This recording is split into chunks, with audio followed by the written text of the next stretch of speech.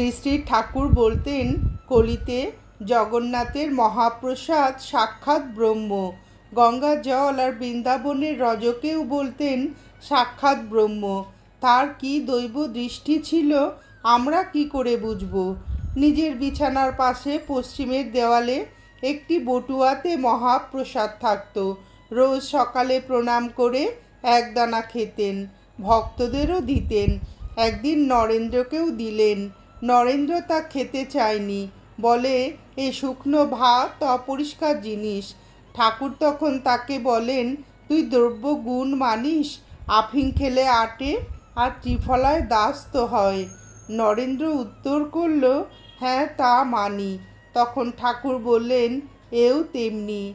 এই মহাপ্রসাদ খেলে জ্ঞান, ভক্তি, বিশ্বাস লাভ হয়। তখন নরেন্দ্র নির্বিচারে উহা খেল। ঠাকুরের